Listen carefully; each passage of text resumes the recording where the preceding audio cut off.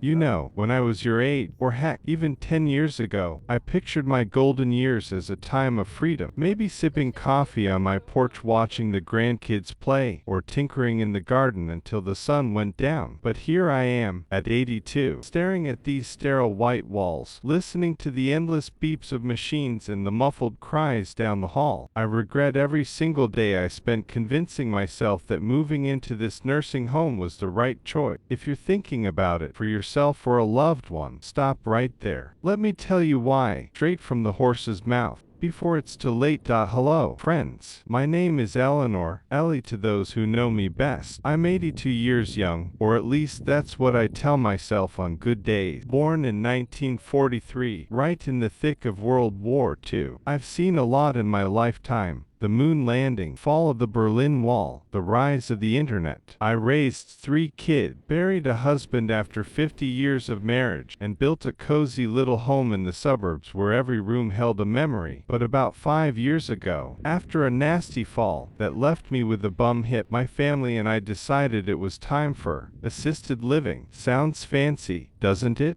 Like a resort for seniors. Boy, was I wrong. I didn't make this video to whine or complain, though Lord knows I could. No, I'm here to share my story so you can learn from my mistakes. Over the next 45 minutes, I'll walk you through the top reasons I regret this move. We'll talk about the loss of freedom, the hidden cost, the emotional roller coaster, and those little everyday things that chip away at your soul. Stick around, it might just save you from the same fate. Reason 1. The crushing loss of independence. Let's start with the big one, independence. Oh, how I miss it. Back home, I was the queen of my castle. I decided when to eat, what to eat, heck, even how to arrange my knickknacks on the shelf. Mornings were mine. I'd brew a pot of strong black coffee, shuffle out to the garden in my slippers, and pull weeds while listening to the birds. Simple joys, right? But in here, everything's on a schedule. Breakfast at 7 a.m. sharp, whether you're hungry or not. Lights out by 9 p.m. like we're all toddlers. And don't get me started on the staff. They're nice enough, most of them, but they're always hovering. Ellie, let me help you with that. Ellie, you shouldn't lift that. I get it, they're trying to prevent falls. But after a lifetime of doing for myself, it feels like being demoted from captain to passenger on my own ship. Remember that fall I mentioned? It was in my kitchen, slipping on a wet spot while making apple pie, my late husband's favorite. The doctor said I needed supervision, and my kids worried I'd hurt myself again. So, we toured a few places. This one had shiny brochures, independent living with a safety net. What a joke. The independent part lasts about as long as your first bingo night. Let me paint a picture for you. Last week, I wanted to bake cookies for my granddaughter's visit. In my old house, I'd just grab the flour and get to it. Here, I had to fill out a request form, wait for approval from the activities director, and then bake in the communal kitchen under supervision. By the time we were done, the cookies were overdone, and so was my spirit. It's not just about the cookie, it's about the freedom to fail, to experiment, to live on your own terms. And the rules. No candles, fire hazard. No pets, allergies. No overnight guests without 48-hour notice.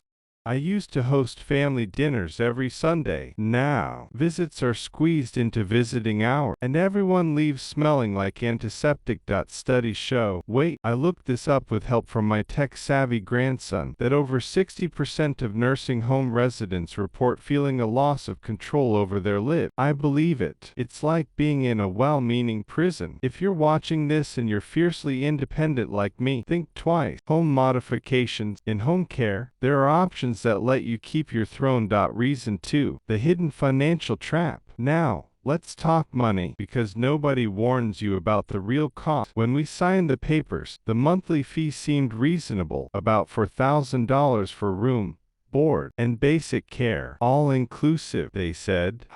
That's like saying a cruise is all-inclusive until you hit the gift shop. First off, the entrance fee wiped out a chunk of my savings, $150,000 just to get in the door. Then the add-ons start piling up. Extra for laundry service, $50 a month. Physical therapy not covered by Medicare, another $200. And medications, oh boy. I take a handful of pills daily for my heart, arthritis, you name it. At home, I'd shop around for generic. Here, they charge premium prices through their pharmacy. But it's the sneaky stuff that gets you. Want a private room? Upgrade fee. Cable TV beyond basic channel. Extra. Even outing. Bus trips to the mall. Cost $20 a pop. Last year, my total bill topped $60,000, and that's after insurance. My pension and social security cover most, but I've dipped into savings more than I care to admit. And what about the value? The food is institutional. Think overcooked veggies and mystery meat.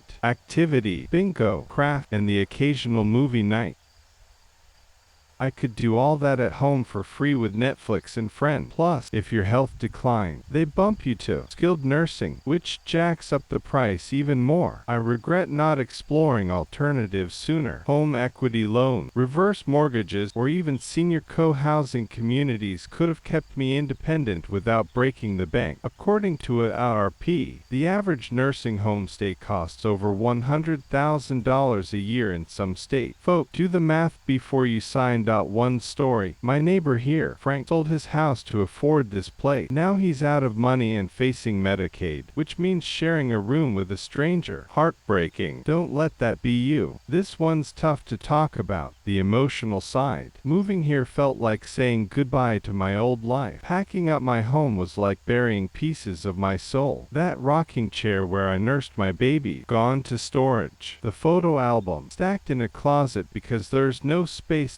Loneliness hits hard. Sure, there are other residents, but many are dealing with dementia or mobility issues. Conversations fizzle out. How's the weather? Fine. End of chat. At home, I had neighbors dropping by, church group, book club. Here, it's echoey hallways and scheduled social time. My family visit, bless them, but it's not the same. Grandkids come once a month fidgeting on their phones. I miss the chaos of holidays at home, the turkey burning, kids laughing. Now, it's cafeteria turkey with plastic forks. Depression crept in about 6 months after moving. I started skipping meals, staring at the ceiling. The staff noticed and upped my meds, but pills don't fix a broken heart. Studies from the National Institute on Aging say isolation in seniors increases risk of depression by 50%. I feel it every day. But it's not all doom. I've made a couple friends, like Mabel in room 212, who shares my love for old movies. We sneak popcorn during screening. Small wins, but they don't outweigh the regret. And the guilt. Oh, the guilt. My kids feel it too, like they pushed me here. We argue about it sometimes. Mom, it's for your safety, but safety without joy. What's the point? If I could go back, I'd fight harder to stay home with aid. Human connection is everything at this age.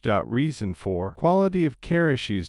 Quality of care. Another myth busted. The brochure's promise compassionate, round-the-clock care. Reality. Understaffed shift. Overworked aides rushing from room to room. Take mornings. Getting dressed takes forever because one aide handles 10 residents. I've waited an hour for help to the bathroom. Humiliating. And errors happen. Last month they mixed up my meds with another Ellie. Thank God I caught it. Hygiene is hit or miss. Showers twice a week if lucky. Bed sheets changed weekly, but stains linger. During COVID, it was lockdown hell. No visitors. Masks everywhere. Fear in the air. We lost friends to isolation. Not just the virus. Don't get me wrong. Some staff are angel. Nurse Carla sings show tunes while checking vital. Brightens my day. But turnover's high, low pay, burnout, new faces every month mean Ray explaining my need. Compared to home care, I could have hired reliable help for less on my schedule. Reports from Consumer Reports rate many homes poorly on staffing ratios. Mine's average, but average ain't enough when it's your life. One incident, a fall in the shower because the aide was called away, bruised my ego more than my body, but it shook me. Safety. questionable. Reason 5. The little things that add up.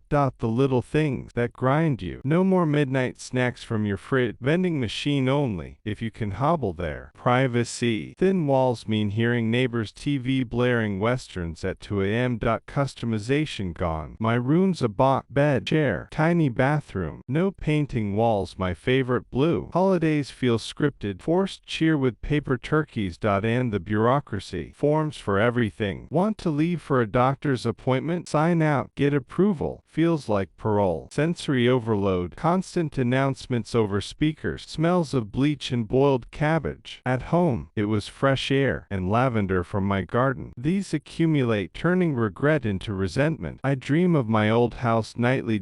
Counterpoint and positives. To be fair, there are upside. Meals prepared, no cooking. Medical help on site. Social events, though cheesy, for some with severe need, it's necessary. But for me, regrets outweigh. If you're mobile and sharp, explore other paths. Advice. So, there you have it. My regrets at 82. Loss of independence, financial trap, emotional lows, care issues, and those nagging little things. If I could turn back time, I'd stay home, adapt it, hire help. My advice: tour multiple places, read reviews, talk to residents, not just staff. Consider in-home care, adult day centers, or family living arrangement. Plan early. Don't wait for a crisis. Thanks for listening. If this helps one person, it's worth it. Like, subscribe, share your stories below. Stay independent as long as you can. God bless.